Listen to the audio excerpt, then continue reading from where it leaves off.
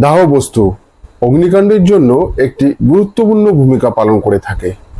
Viewers, আমি তারেক সিদ্দিকী। আমি অগ্নিকাণ্ড বা ফায়ার সেফটি নিয়ে আলোচনা করে থাকি। আজকের ভিডিওতে দাহ বস্তু নিয়ে আলোচনা করব, যা দিয়ে দহন ক্রিয়া বা প্রজ্বলন নিষ্পন্ন করা হয় তাকেই দাহ বস্তু বলে।